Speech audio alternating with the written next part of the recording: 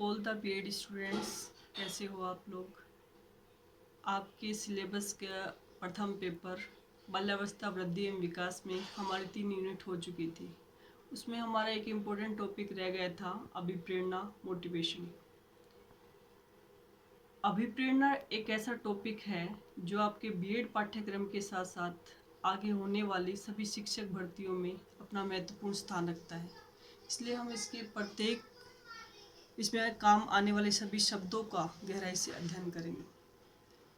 अभिप्रेरणा, motivation शब्द अंग्रेजी भाषा में जिसे मोटिवेशन कहते हैं वह लैटिन भाषा के मोटम धातु से बना है, जिसका अर्थ होता है टू मूव, अर्थात गति करना। साधारण शब्दों में समझे तो अभिप्रेरणा का अर्थ होता है किसी भी लक्ष्य को प्राप्त करने के लिए हमारा आंतरिक बल उस ओर जाए, उसे खींचे, उसे प्राप्त करने के लिए जो शक्ति हम लगाते हैं वही अभिप्रेरणा है। विभिन्न मनोवैज्ञानिकों ने इसे अपने अपनी भाषा में अपने स्तर पे कहा है, जिसमें कुछ महत्वपूर्ण व्यक्तियों के जो थोड़ा उनको हम यहाँ लेके आए हैं, जिसमें से बहुत से ऐसे भी हैं जो बार बार एग्जाम में पूछे गए हैं। मैकडूगल अपना विशेष स्थान रखता है। मैकडूगल महोदय ने कहा है कि अभिप्रेरणा वे शारीरिक एवं मनोवैज्ञानिक दशाएं हैं जो किसी कार्य को करने के लिए प्रेरित करती है। यहाँ पर उन्होंने 2 शब्दों पे जोर दिया है, एक शारीरिक और एक मनोवैज्ञानिक दशा। शारीरिक से तात्पर्य हमारी जैविक घटनाएं जैसे भूख, प्यास, निद्रा, थकान, विश्राम, ये सभी जो होती है वो हमारी शारीरिक क्रियाएं होती हैं जो हमें किसी कार्य को करने के लिए। मनोवैज्ञानिक दशाओं के अंतर्गत हमारी इच्छा शक्ति, हमारी रुचि, हमारी किसी चीज़ को समाज में हमारी एक पहचान, वो सभी चीज़ें हमारी मनस्थिति, वो सभी दशाएं जो किसी कार्य को करने की प्रेरित करती हैं वो अभिप्रेरणा कहलाती है। तो अर्थात मैकडूगल की परिभाषा याद करने के लिए हमें 2 चीज़ें जहाँ भी मिलेगी। अभिप्रेरणा वे शारीरिक और मनोवैज्ञानिक दशाएं हैं जो किसी कार्य को करने के लिए प्रेरित करती है। मिल्टन महोदय ने एक बहुत ही सिंपल शब्दों में इसे कहना चाहा है कि अभिप्रेरणा सीखने की एक आवश्यक शर्त है, कि होना ही चाहिए। कोई भी चीज़ हमें सीखना है तो उसके लिए अभिप्रेरणा तो होना ही चाहिए, एक आवश्यक शर्त माना है। तो यहाँ पर इस चीज़ को मिल्टन महोदय ने कहा है इम्पोर्टेंट। बीएफ स्किनर महोदय ने इसे सर्वोत्कृष्ट राजमार्ग बताया।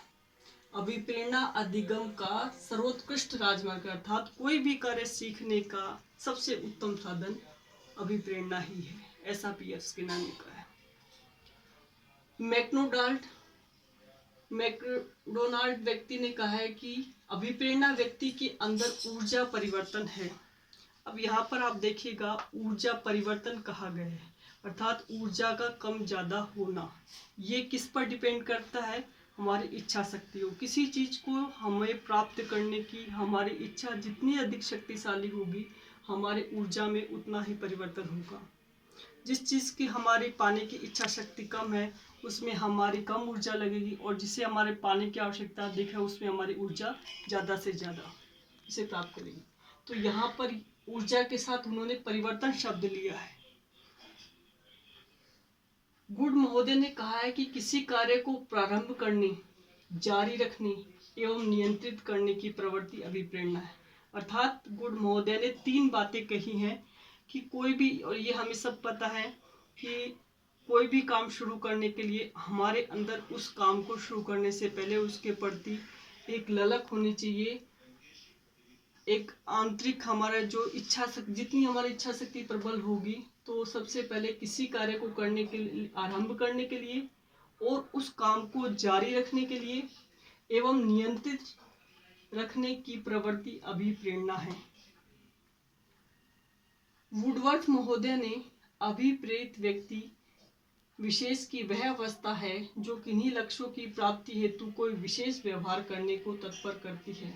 अब यहाँ पर उन्होंने विशेष व्यवहार का साधारण व्यवहार से हट करके, मान लीजिए आप सरकारी विभाग में अपने जॉब प्राप्त करने के लिए आप कार्य कर रहे हैं, बराबर प्रयास कर रहे हैं, लेकिन उन्हीं प्रयासों में जब आपको ये पता लग जाए कि नहीं, इसमें सीटें बढ़ गई हैं या कुछ इस तरह का, तो हम उससे ज़्यादा अभ्यास करते हैं, क्योंकि हमें एक आशा हो जाती है कि अब हमें यह जॉब प्राप्त हो सकती है। तो यहाँ पर उसका व्यवहार करने का तरीका अलग हो जाता है, सामान्य से अलग। जहाँ वो 4 घंटे पढ़ रहा था, अब वह 5 से 6 घंटे पढ़ेगा।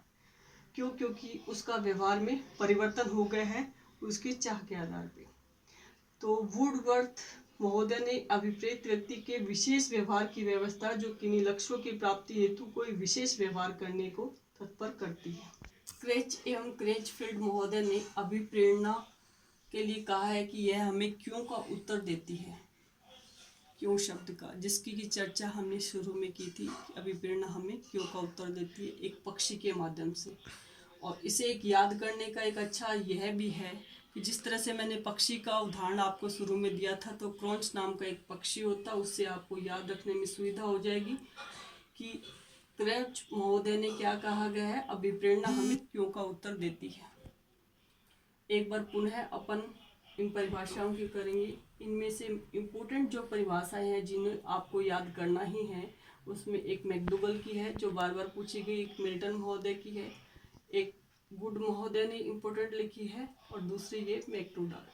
तो इन परिभाषाओं को तो आप याद कर ही लेना, क्योंकि ये ऐसी परिभाषाएं हैं जो बार बार पूछी गई है।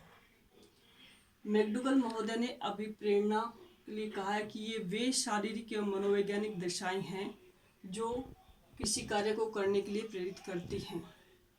मिल्टन महोदय ने अभिप्रेरणा को एक आवश्यक शर्त बताया है कि यह होनी ही चाहिए। B.F. स्किनर महोदय ने अभिप्रेरणा अधिगम का सर्वोत्कृष्ट मार्ग बताया। मैकडोनाल्ड ने अभिप्रेरणा व्यक्ति के अंदर ऊर्जा परिवर्तन है। जहाँ ऊर्जा परिवर्तन की बात आए वहाँ मैकडोनाल्ड। गुड महोदय ने कहा है, गुड महोदय ने फिर 3 बातों का जिक्र किया है कि किसी कार्य को प्रारंभ करने, जारी रखने और उसे नियंत्रित करने का। ये 3 बातें अपने को गुड महोदय की याद रखनी है। कौन कौन सी? किसी कार्य को प्रारंभ रखना, उसे जारी रखना और उसे नियंत्रित करना, कि जो प्रवृत्ति है वही अभिप्रेरणा है। वुडवर्थ महोदय ने कहा है कि अभिप्रेत व्यक्ति विशेष की वह अवस्था है जो किन्हीं लक्ष्यों की प्राप्ति हेतु कोई विशेष व्यवहार करने का तत्पर करती है। ये आपको इस तरह से ना भी याद हो तो इनको इस चीज़ पे ध्यान रखना है, तो कि कोई लक्ष्यों को प्राप्त करने के लिए विशेष व्यवहार करना, किन्हीं लक्ष्यों को प्राप्त करने के लिए जहाँ विशेष व्यवहार की बात आई वहाँ आप वुडवर्थ बता सकते हैं। और क्रेंच एवं क्रेंचफील्ड का जो है वो सबसे सरल है कि अभिप्रेरणा हमें क्यों का उत्तर देती है।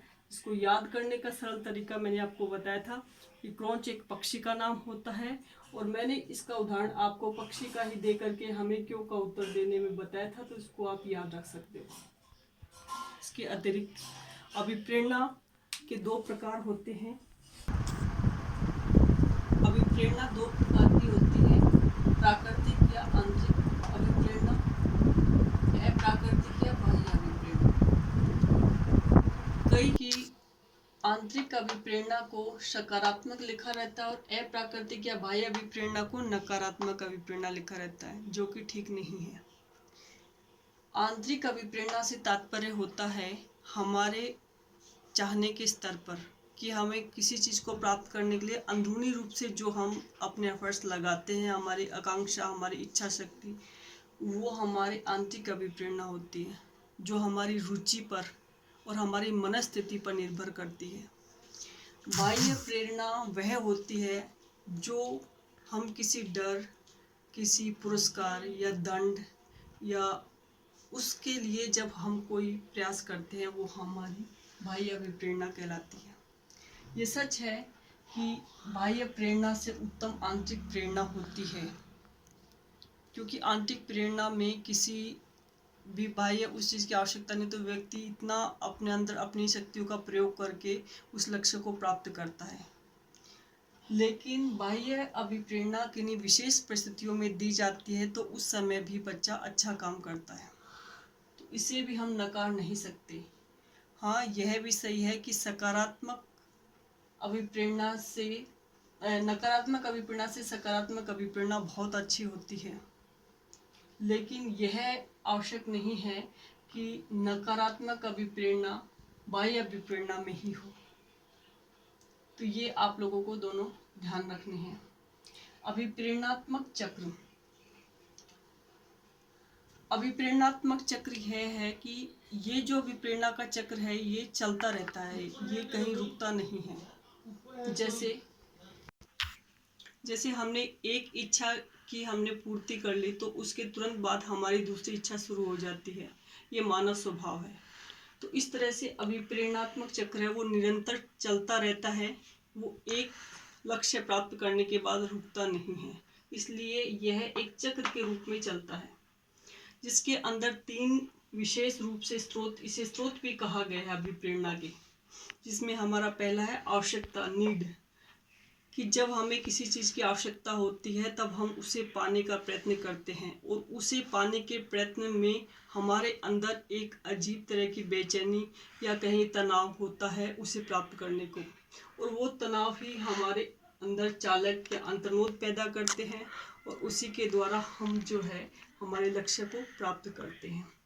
उदाहरण के लिए हमारे शरीर में जब ऊर्जा की कमी हो जाती है तब हमें अंदर भूख लगती है, तो वो जो ऊर्जा की कमी है हमारे शरीर को, वो हमारी आवश्यकता हो गई, शरीर की एक आवश्यकता है कि उसे भोजन चाहिए।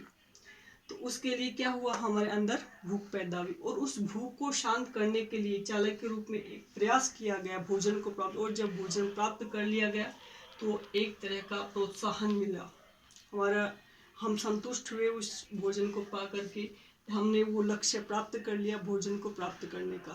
तो इस तरह से ये अभिप्रेरणा का चक्र जो है वो निरंतर चलता रहता है।